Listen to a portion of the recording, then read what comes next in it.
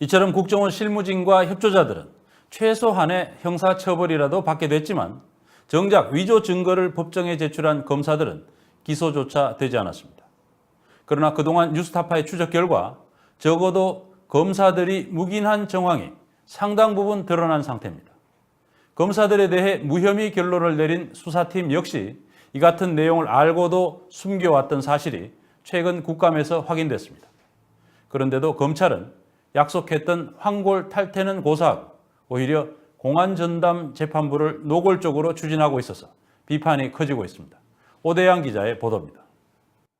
지난 23일 열린 국회 법제사법위원회 대검찰청 국정감사. 유례없는 간첩 조작 사태에 대해 의원들의 따가운 질타가 이어졌습니다. 유호성 간첩 사건, 증거 조작 사건으로 우리 검찰총장님 사과하셨었죠? 야당 의원들은 국정원의 위조 증거 제출 사실을 담당 검사들이 정말 몰랐는지 집중 추궁했습니다. 국정원이 협조자에게 돈을 주고 위조 증거를 입수한 경위를 검사들이 잘 알고 있었고 협조자를 직접 만나기까지 했다는 뉴스타파 보도를 근거로 제시했습니다. 재판 과정에서 이 국정원 직원이 협조자 통해 돈을 들여 입수한 과정을 검사에게 자세히 설명했다. 이렇게 진술한 거 들으셨어요? 진술 내용은 확인을 했습니다. 유씨 사건의 담당 검사들이 큰 돈을 쓰더라도 증거를 구해오라고 지시한 것은 증거조작 검찰 수사팀이 초기부터 알고 있었다는 사실도 확인됐습니다. 이 이문성 검사가 5천만 원을 쓰더라도 이 출입경 기록 확보하라 이렇게 이야기했다는 거예요. 지난 3, 4월 경에 이제 수사를 할 때 이런 내용들이 확인이 됐습니까? 안 됐습니까? 충분히 조사를 했고 그 당시에 충분히 조사를 해서 여러 번 검사들 소환 조사까지 해서 핵심 위조 문건인 허룽시 공항국 명의의 출입경 기록 입수 경위를 이문성 검사가 협조자 김명석 씨를 만난 자리에서 직접 들었다는 사실도 새롭게 밝혀졌습니다. 당시 이 검사는 북중 출입경 업무를 잘 아는 인물이라며 김 씨를 유우성 재판에 증인으로 신청하기도 했습니다. 김명석 자체도 그 입수 경위를 정확하게 얘기한 게 아니고 그 흔히 소위 그 환시를 이용해서 갖고 온 것이 아니냐. 그러니까 무슨 위조했거나 그런 것이 아니라 비정상적인 절차지만 중국으로부터 합법적으로 받아온 문서가 아니냐. 이른바 환치기로 불리는 불법 송금 방법까지 동원된 문서 입수 과정을 협조자에게 직접 설명 들었는데도 검찰 수사팀은 증거가 없다며 유씨 사건 담당 검사들에게 면죄부를 준 겁니다. 이런 이유 때문에 국정원 직원들의 변호인은 지난 7일 결심 공판에서 공판 검사들을 기소조차 않은 것은 부당하다고 주장하기도 했습니다. 담당 검사들이 국정원의 증거 조작을 알고도 숨긴 것이 아니냐는 의원들의 질책이 이어졌지만 검찰은 여전히 제 식구 감싸기에 급급했습니다. 이 문서에 대해서 공식적 답변을 통해서 확보했다. 이렇게 공식적 확보를 되게 강조를 했거든요.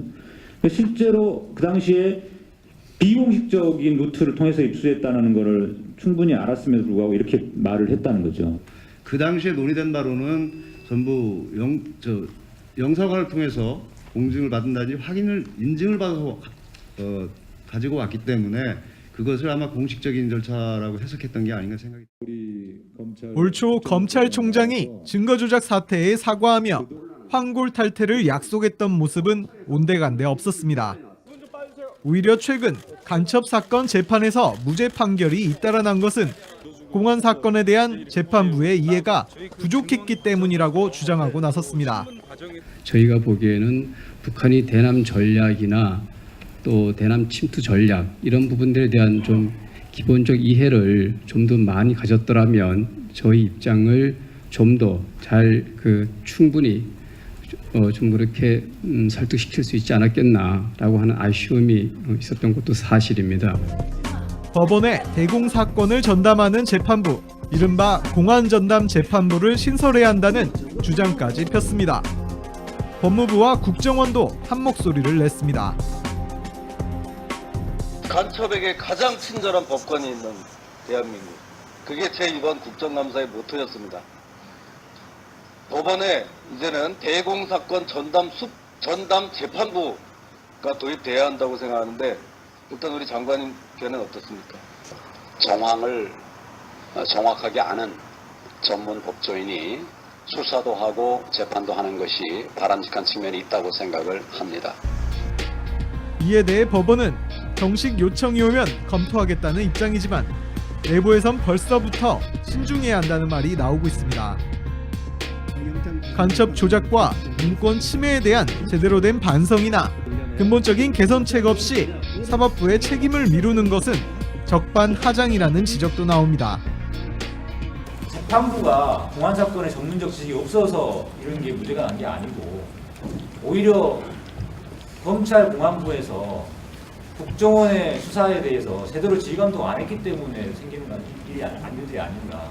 똑같이 형사소송법이 적용돼야 되고 엄격한 증거 법칙이 적용돼야 되는데 간첩 사건이나 국가보안법 사건을 예외를 해달라는 이야기거든요. 이거 위험천만한 발상이고 법치주의를 파괴시키는 발상이라고 저는 생각합니다. 사법 체계의 근간을 뒤흔든 증거 조작 사태의 또 다른 책임자인 검찰. 국정원은 꼬리 자르기식 처벌이라도 받았지만 검찰은 제 식구 감싸기와 책임 떠넘기기로 일관하고 있습니다. 뉴스타파 오대양입니다.